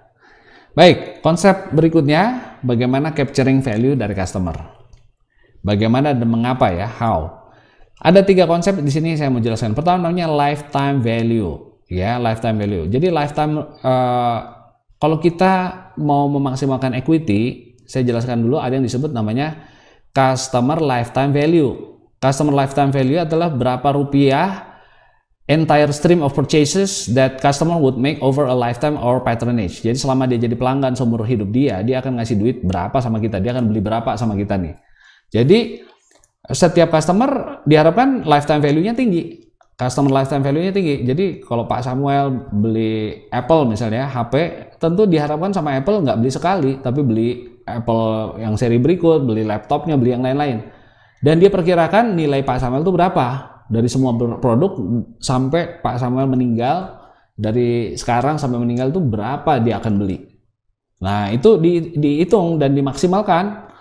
Jadi pelanggan itu bukan hanya pelanggan baru terus dicari, tapi pelanggan yang ada diupayakan supaya membeli sepanjang mungkin umur dia dan menghasilkan nilai yang besar buat perusahaan. Jadi ini namanya capturing value from customer, mengambil value dari customer. Jadi ini untuk perusahaan ya, bukan value buat customer tapi value buat perusahaan. Konsep pertama yang disebut customer lifetime value. Jadi adalah jumlah total yang akan dibeli, jumlah rupiah total yang akan diberikan customer melalui pembelian seumur hidup dari produk perusahaan. Itu dia customer lifetime value. Yang kedua, namanya share of customer, berapa pangsa pelanggan yang diperoleh perusahaan. The portion of the customers purchasing that a company gets in its product categories. Contoh ya, Pak Sam ini mungkin akan beli telepon, tapi berapa persen yang saya beli dari Apple? Mungkin saya ada juga merek lain, ya. Nah, untuk Apple dia ingin sebanyak mungkin customer membeli produk dia. Jadi kalau di sini satu customer membeli sebanyak mungkin, kalau di sini dia pengen banyak customer, sebanyak mungkin customer. Jadi share of customers ini menjadi potensi dia karena dia ada kompetitor merek lain. Ya, jadi bagaimana supaya saya menguasai pasar dengan cara menguasai sebanyak mungkin pembeli. Sehingga kalau dikalikan pembeli saya dibandingkan pembeli kompetitor lebih banyak jumlah pembelinya, dan masing-masing customer belinya banyak, maka uang saya jadi banyak. Itu yang disebut customer equity. Customer equity adalah total dari lifetime value dari seluruh customer saya. Betul ya? Kalau tadi lifetime value, customer lifetime dari satu pelanggan, dari Pak Sam doang. Tapi Apple, customer equity-nya berapa? Customer equity dari Apple adalah jumlah penjualan total customer lifetime value dari Pak Sam, Pak Ari, Pak Mac, dan semua pelanggan Apple yang lain dijumlahkan, itu yang disebut customer equity. Sekali lagi ya, jadi customer equity adalah perkalian dari lifetime value dikalikan jumlah pelanggannya. Ya, jadi kalau dia punya 1 juta pelanggan, masing-masing belanja $1 juta, maka 1 juta kali 1 juta itu adalah berapa tuh? 1 triliun dolar. Ya, itulah customer equity dari Apple. Ya. Jadi jelas ya, customer lifetime value adalah nilai keseluruhan penjualan dari satu orang customer. Ini adalah jumlah customer, ya, meningkatkan share customer. Jadi jumlah pelanggan dikalikan lifetime value, itulah yang disebut customer equity. Ya, jadi jumlah penjualan total dari seluruh customer seumur hidup mereka yang didapatkan perusahaan. Baik, nah bagaimana caranya? Tentu kalau kita bikin ini digambarkan caranya ya, bagaimana sih saya dapat customer ya, supaya customer saya banyak dulu dan masing-masing beli banyak nih. Intinya gitu kan, banyak pelanggan dan masing-masing beli banyak. Ini bisa dilihat dengan cara yang lain seperti ini ya. Jadi saya pengen banyak transaksi dan masing-masing nilainya tinggi sehingga penjualan saya revenue saya banyak. Jadi transaksi itu jumlah transaksi berarti customernya harus banyak dan masing-masing tiap kali datang belinya banyak gitu. Jumlahnya, kuantitasnya. Dan harganya juga tinggi. Beli yang mahal sehingga revenue saya naik ya. Jadi kalau lihat dengan kacamata yang per transaksi ya, jadi bukan lifetime gitu ya. Ini kan lifetime. Per transaksi, bagaimana sih supaya dapat revenue banyak? Simpelnya gini kan. Punya pelanggan yang banyak, kalau saya mau jualan hari ini yang banyak, pelanggannya banyak, masing-masing belinya banyak, dan belinya yang mahal-mahal, maka uang saya hari ini banyak. Dan kalau saya begitu-begitu terus seumur hidup, maka customer lifetime saya naik dan customer equity saya naik. Jelas ya? Meningkatkan customer gimana caranya? Ada customer acquisition. Bagaimana saya dapat customer baru? Ya, kalau saya mau banyak customer, saya harus cari pelanggan baru, jangan yang ada aja. Dan yang ada harus saya retain. Jadi ini ada retention effort ya. Jadi saya retain, saya harus bisa retain customer. Jadi retention program, mempertahankan customer yang ada. Bahkan ekspansi yang belum jadi customer atau produk saya tambah supaya customer yang ada pun beli yang baru-baru. Produk saya yang baru. Jadi customer acquisition, customer retention, dan customer expansion. Ini 3 cara menambah jumlah customer. Dan bagaimana supaya saya dapat uang lebih banyak? Ini cara yang umum adalah dengan melakukan cross selling dan upselling. Ya, cross selling itu apa? Menjualkan produk yang tadinya dia nggak niat beli. Saya hanya pengen makan burger, tahu-tahu dipaketin sama minuman dan kentang. Wah, itu cross sell namanya. Akhirnya saya beli dengan produk lain yang ditawarkan. Ya, yang sederajat. Tapi kalau upsell, saya beli yang lebih mahal, ditawarkan yang lebih mahal. Kenapa? Yang lebih mahal itu value-nya lebih tinggi, nambah sedikit tapi benefit-nya lebih banyak gitu loh. Kayak tadi konsep perceived value ya. Jadi pernah nggak di upsell? Sering ya, di toko fast food tuh mau nggak di upsize? Ya, nambah 5.000 dapat Coca-Colanya bukan yang kecil, kentangnya yang gede, itu namanya upselling. Tapi kalau Anda beli burger ditawarin yang lain, itu namanya cross selling. Ya. Jadi ini upaya untuk meningkatkan revenue. Jadi kalau revenue terus-terusan meningkat, maka lifetime value akan meningkat. Lifetime meningkat, dan kalau customer Anda banyak ya CI Anda naik ya, customer equity. Jadi kalau saya tanya bagaimana meningkatkan revenue? Tingkatkan jumlah customer dengan cara apa? Customer acquisition, customer retention, customer expansion. Ya, setelah Anda punya customer, maka Anda buat mereka beli sesering mungkin ya. Purchasesnya per customer itu harus banyak per bulan, jangan beli sekali, kalau perlu tiap minggu makan McDonald nih, begitu ya. Dan tiap kali datang jangan apa yang dia pesan itu aja yang dijual, di cross sell dan di upsell. Masuk akal ya? Jadi cari customer, pertahankan customer, expand customer saya, buat mereka lebih sering beli, dan setiap kali beli saya harus cross sell dan upsell, maka penjualan saya akan naik. Jadi nggak hanya satu cara ya, ada beberapa cara untuk meningkatkan revenue Anda. Saya kasih contoh customer acquisition. Ini contohnya, saya pernah di Bali dulu ada sebuah proyek kondotel. Dia tawarkan saya menginap 3 hari gratis kalau saya mau dengar presentasi. Nah, waktu saya presentasi, dengarkan presentasi dia, jadi saya harus duduk dulu ke di kantor mereka, dengarkan presentasi mereka tentang produk. Nanti saya dapat voucher, boleh nginap 3 malam di hotel mereka di Bali. Wah, menarik menurut saya dengerin. Produknya cukup menarik, tapi agak mahal, jadi waktu itu saya reject. Tapi intinya itulah salah satu upaya untuk customer acquisition. Dia tawarkan satu produk free supaya dapat pelanggan baru. Itu customer acquisition, intinya mendapatkan customer baru. Nah, kalau ini customer retention, mempertahankan customer yang ada. Saya kasih contoh hotel.com, kebetulan saya juga pelanggan di situ. Dia kasih 1 malam gratis untuk setiap kali 10 malam yang saya beli, ya, hotel yang saya menginap dan saya pesan lewat hotel.com, 10 kamar 10 malam saya beli, maka saya dapat 1 malam gratis, sehingga loyal ya, sehingga saya nggak cari-cari aplikasi lain. Wah, ini menarik nih, udah 4 malam nih, tinggal 6 malam lagi, udah 8 malam nih, tinggal 2 malam lagi saya dapat gratis 1, gitulah. Jadi ini customer acquisition, nambah customer baru. Kalau di sini mempertahankan customer yang udah ada supaya nggak pindah ke produk lain. Customer expansion inilah menambah customer juga, tapi dengan cara ngajak orang baru, buyer get buyer. Ya, jadi customer get customer. Itu namanya customer expansion. Jadi cari customer yang ada, tawarkan mereka bonus untuk cari customer yang lain. Ya, itu yang disebut customer expansion. Ya, jadi saya nambah customer dengan cara memanfaatkan customer yang ada. Saya kasih mereka diskon. Ini contoh ya. Saya langganan kebetulan First Media TV. Saya ditawarkan 100.000 tiap kali saya ngajak pelanggan baru. Ya, jadi kalau ada pelanggan baru yang saya kenal, saya rekomen untuk jadi pelanggan First Media, cable TV atau internet, maka saya dapat 100.000. Makin banyak ajaknya, makin banyak untungnya. Ini contoh customer expansion. Ya, jadi itu contoh-contoh ya, dan Anda perlu lihat beberapa istilah tadi supaya mulai biasa ya. Customer lifetime value itu betul-betul harus ngelotok. Apa itu disebut customer equity, ya itu diulang lagi. Customer acquisition, istilah-istilah ini, customer retention, mempertahankan customer, dan expansion.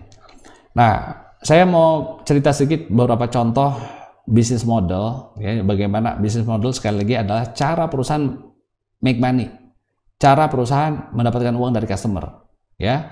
Itu juga berbeda-beda, akan memiliki dampak terhadap kemampuan perusahaan untuk capturing value dari customer. Ya, saya kasih contoh nih. Ini yang kiri ini adalah Apple Music, iTunes, yang kanannya Spotify. Dua-duanya streaming music ya. Nah, kalau Spotify itu langganannya bulanan mulai dari Rp49.000. Kalau Apple Music itu, kalau saya kebetulan iTunes Store Amerika Serikat itu harus bayar $10. Mahal ya sebulan. Tapi bedanya apa? Kalau yang di sini saya boleh beli satu lagu. Nah, dulu saya pelanggan setia iTunes Store karena boleh beli satu lagu. $1 dapat lagu yang saya suka, atau saya bisa beli satu album dengan paket harga yang bagus. Nah, tapi terakhir dia memaksa untuk saya harus langganan. Ya, opsi itu tetap masih bisa beli, tapi pada saat yang sama dia terus push lewat menu aplikasinya supaya saya harus langganan. Dan langganan dia lebih mahal, sehingga akhirnya saya pindah ke Spotify. Nah, dia kehilangan customer lifetime value saya.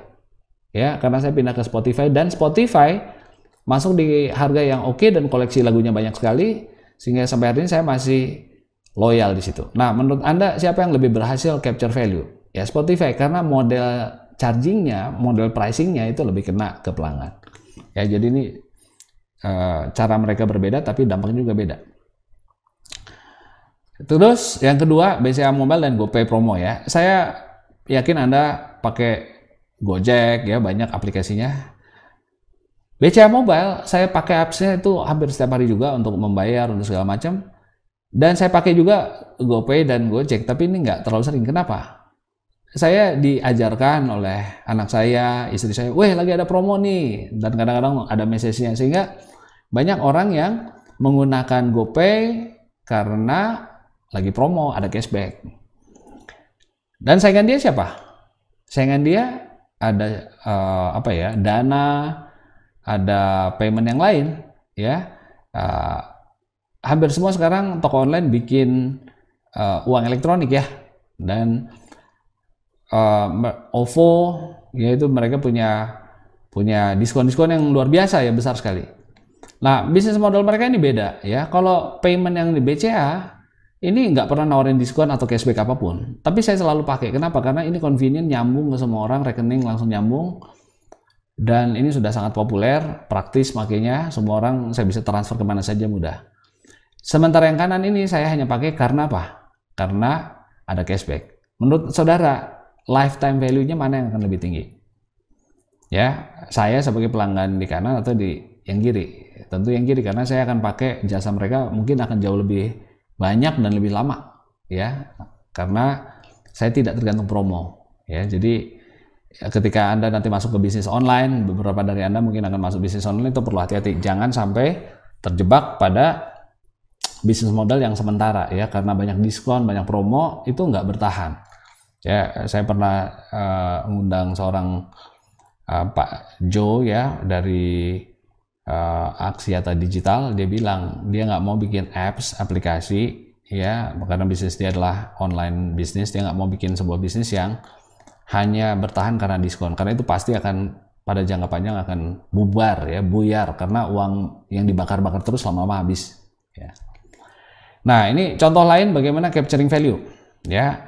Ini iPad, produknya pinter sekali, dia jual juga covernya, ini cross-sell, dia jual juga pennya, cross-sell lagi ya. Dan produk-produk cross-selling ini nggak pernah berhenti, modelnya keluar terus yang baru, sehingga dia bisa capture value sebanyak mungkin dari customer supaya tidak satu kali beli. Jadi upaya untuk meningkatkan value yang didapatkan dari customer. Intinya banyak customer, masing-masing sering beli ya, dan belinya jangan beli yang murah, beli yang mahal kalau bisa, dan terus menerus sepanjang umur ya. Itu yang menjadi target seorang marketer ya, dan untuk itu Anda harus buat produk yang memuaskan kebutuhan mereka. Baik, saya sudah jelaskan, itu tolong diperhatikan sekali ya. Banyak yang di ujian gagal, nggak bisa menjawab apa itu customer value, customer lifetime value, customer equity ya. Tolong didengarkan lagi tadi. Baik, terakhir adalah tentang perubahan di marketplace ya. Nah, hari ini kita menghadapi perubahan, dan perubahan itu sebenarnya nggak hanya hari ini ya. Sekarang ini khususnya banyak tantangan. Situasi ekonomi nggak menentu. Tapi ini nggak hanya periode tertentu ya. Setiap saat sebenarnya situasi ekonomi itu menghadapi ketidakpastian, dan seorang marketer harus tahu tidak selalu demand tuh bagus, tidak selalu gaya orang tuh sama ya, lifestyle orang akan berubah-ubah, daya beli juga akan berubah, sehingga kita harus responi ya. Contoh sekarang ini karena akibat pandemi ada kesulitan ya untuk menjual secara offline, ada kesulitan daya beli karena banyak orang nggak bisa bekerja. Nah, itu harus disikapi. Lalu perubahan apa lagi yang harus dipahami marketer? Digital age ya, ini udah zaman digital. Jadi kalau kita nggak punya saluran digital marketing yang hebat ya, di situasi dimana kemarin orang nggak bisa go offline, harus online, maka Anda akan tutup usahanya ya. Dan ini ke depan akan semakin krusial. Jadi itu saya dorong saudara yang mengambil mata kuliah marketing ini untuk juga mempersiapkan diri dengan baik untuk digital marketing ya. Digital marketing itu akan menjadi kunci ke depan. Globalisasi, Anda bisa beli produk dari seluruh dunia sekarang, dan produk kita juga bisa dibeli orang dari seluruh dunia. Jadi marketnya, Anda harus tahu market dunia yang dibutuhkan orang apa. Saya lihat ada satu jagoan marketer ya di orang Indonesia nih, bisa menjual sampai 2 miliar sehari katanya, jual panci di seluruh dunia. Karena dia nggak lihat marketnya Indonesia, dilihat marketnya dunia. Itu kalau Anda seorang marketer yang tahu globalisasi itu apa, ya, bahwa sekarang market itu menjadi besar, bukan hanya di satu negara, karena ada internet ya. Kemudian sustainable marketing, ya, ini banyak orang sekarang yang sangat memperhatikan aspek social responsibility. Ini perusahaan ini bertanggung jawab nggak terhadap polusi, kelestarian lingkungan. Itu menjadi aspek-aspek yang dulu nggak diperhatikan, ya, tapi sekarang menjadi perhatian orang. Bahkan bisa di campaign. Nah, salah satu ini produk komoditas tidak dipasarkan ya. Produk komoditas artinya produk yang nggak pakai merek. Ya, produk nggak pakai merek. Kopi itu bukan komoditas sekarang, tapi biji kopi mungkin komoditas ya. Biji kopi itu kan nggak ada mereknya. Apalagi gula, mungkin beras, gandum. Nah, salah satu yang saya mau cerita minyak sawit.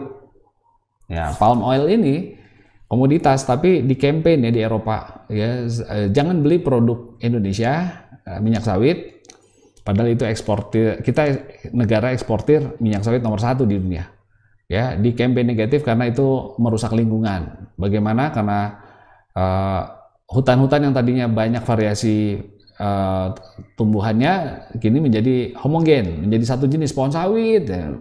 Which is true, kalau Anda terbang di Sumatera, Kalimantan, itu hutannya sayang sekali, memang sudah menjadi homogen ya. Tentu ada kerugian, kekayaan nabati kita, kekayaan hayati kita hilang ya, menurun karena menjadi homogen ya.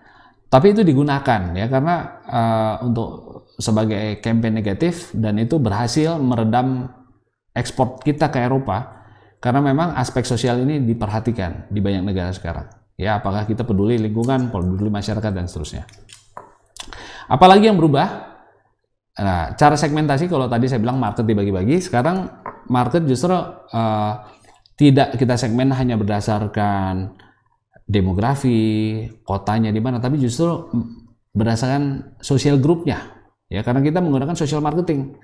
Jadi segmentasi mungkin kita bilang grup alumni, ya, itu banyak di mana-mana, grup profesi muda, grup arsitek. Nah, itu sekarang segmentasi kita mungkin tidak lagi berdasarkan cara yang dulu ya, daya beli atau berdasarkan lokasi geografi, tapi berdasarkan social marketing.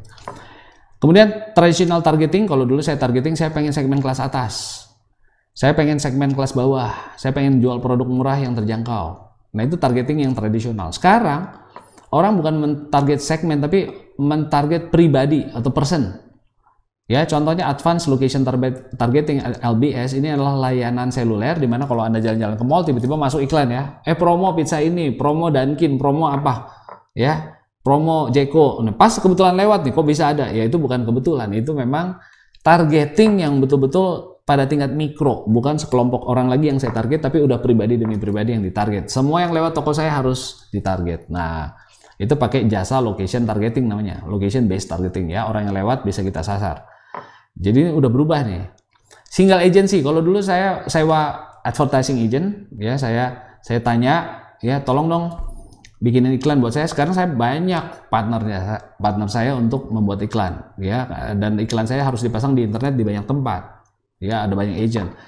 Agent distribusi dulu juga begitu. Kalau saya distribusiin barang mungkin cukup lewat satu distributor, tapi sekarang harus ada ya di Blibli, harus ada di Tokopedia, harus ada di toko di Jalan Dago. Ya, jadi saya harus punya banyak partner. Itu berubah sekarang, ya.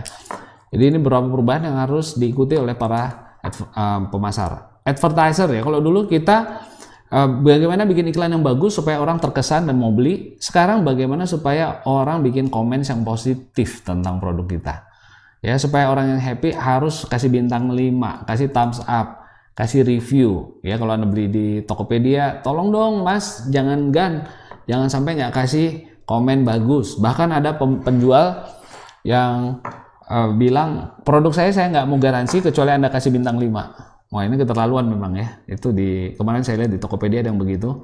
Kalau Anda nggak kasih bintang 5, saya nggak garansinya nggak berlaku. Keterlaluan sebenarnya, ya. Lalu kedua, kalau dulu banyak human decision, sekarang banyak automated decision. Ini contohnya, ya, iklan-iklan. Kalau dulu kita putuskan pasang di mana, ya? Oh, di koran, pasang di Detik, pasang di mana. Sekarang banyak otomatis, kita tinggal masukkan. Ya, Anda akan belajar di digital marketing bagaimana bisa diprogram, namanya programmatic, ya. Jadi iklannya otomatis, begitu ada orang yang kayaknya bakal perlu produk A, langsung keluar di browser dia iklan tersebut. Nah, itu pakai robot, ya, pakai automatic auction, ya, ada lelang elektronik yang otomatis, ya, sehingga bisa muncul iklan Anda ke depan layar orang yang membutuhkan, kemungkinan besar butuh produk Anda. Kemudian single source of communication, dulu hanya dari perusahaan bilang apa, ada PR-nya bikin acara apa untuk memperkenalkan Pocari, ya, bikin acara, bikin artikel di internet, bikin iklan, itu komunikasi satu arah. Tapi sekarang entire ecosystem, orang-orang yang terlibat di running, nulis review, posting di Instagram, posting di YouTube, orang-orang customer, panitia, wartawan, semua yang terlibat di event-event Pocari itu mempengaruhi brand kita, ya. Jadi lebih luas daripada dulu. Kalau dulu pendapat orang itu bisa kita pengaruhi lah, lebih gampang, ya, karena kita punya sebagai single source of communication. Tapi sekarang hampir semua orang yang terlibat dalam acara kita bisa posting. That is the problem, ya. Sehingga ada istilah flipping the tunnel, ya. Ini nanti Anda akan belajar juga bahwa dulu kita punya funnel, itu adalah sebuah salurannya kayak gini. Sebuah funnel itu sebuah saluran yang dari besar kecil kerucut begitu. Saya akan bikin orang dulu aware, lalu dia consider produk saya, lalu dia prefer produk saya, preference, ya, dia punya kecenderungan memilih produk saya, lalu dia bertindak beli, dia happy dan dia jadi loyal, setia sama produk saya, dan dia sarankan sama orang, advokasi, dia mulai ngajak-ngajak orang nih untuk beli produk yang dia pakai. Jadi ini tahapan tradisional. Bagaimana bikin awareness? Banyak iklan di TV atau radio. Bagaimana supaya dia consider produk kita? Saya kirim penjelasan, kirim surat, ya, kasih brosur supaya jelas produk saya. Lalu supaya dia senang gimana? Silakan coba, boleh tes produk saya. Ya, silakan tes dulu deh. Supaya dia beli gimana? Maka saya dorong untuk dia melakukan purchase. Ya, saya bikin pembeliannya mudah. Saya yang datang mungkin di pameran, ya, saya kasih diskon dan sebagainya. Supaya dia loyal gimana? Saya bikin reward points, ya, beli berapa banyak dapat poin. Nah, ini standar urutan awareness, consideration, preference, action, loyalty, advocacy. TV, direct mail, tes produk, lalu beli, lalu kasih reward point. Ini standar, ya, tradisional dari atas ke bawah. Tapi hari ini udah dibalik dengan adanya internet, di mana orang aware, tahu produk bukan dari iklan, tapi dari customer, dari loyal, dari bawah. Jadi mulainya dari customer yang happy, nulis di internet, dia ngomong-ngomong, saya jadi tahu produk itu, merek itu. Tadinya saya nggak tahu, bukan dari iklan perusahaan. Nah, ini betapa pentingnya kita bikin testimoni customer sekarang, ya. Nah, itu harus dibalik. Jadi bukan dari iklan, tapi justru dari customer yang happy, dia nulis. Lalu orang yang udah tahu produk itu, dia nggak akan nunggu brosur, dia nggak akan nunggu email dari perusahaan, tapi dia mulai online research.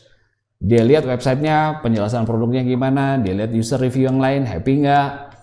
Nah, setelah dia happy, dia mulai prefer, supaya dia prefer, dia mulai tanya-tanya teman. Lu pakai ini bener enak nih, social network, iya bener, gue pakai enak. Nah, baru dia beli. Ya, jadi terbalik ya, dia baca di Instagram atau postingan orang, dia mulai cari tahu produknya, dia tanya temennya, terus dia baru beli. Jadi interaksi dengan perusahaannya hampir nggak ada di sini ya. Ini kecuali di sini mungkin di websitenya. Jadi dari orang-orang teman-teman dia mulai beli. Setelah dia beli, dia cerita lagi pengalaman dia di internet kembali, dan dia bisa menciptakan awareness untuk orang lain lagi. Ya, jadi ini flipping the funnel. Jadi funnelnya bukan mulai dari awareness dulu, tapi dari advokasi dulu. Ya, dan ini Anda sebagai marketer harus tahu perbedaan yang cara kiri dan cara kanan. Ya, oke, itu dia. Jadi summary hari ini banyak pelajarannya ya. Kita udah belajar STDP, ini yang disebut strategi, udah belajar 4P yang disebut bauran pemasaran, marketing mix. Kita udah tahu mendapatkan customer harus diakuisisi, di retention, terus bisa expansion juga, supaya kita dapat keuntungan perusahaan bisa dalam jangka panjang meningkatkan customer lifetime value, dan dengan menambah customer yang banyak, customer lifetime value banyak, sehingga kalau dikalikan dapat apa? Customer equity-nya tinggi, besar ya. Jadi kemampuan saya mendapatkan keuntungan dari seluruh customer, bukan hanya sekarang tapi seumur hidup mereka, dari sekian banyak customer, itu yang disebut customer equity ya. Terima kasih untuk perhatian saudara ya, semoga bisa mengikuti dengan baik, dan sampai ketemu di sesi berikutnya.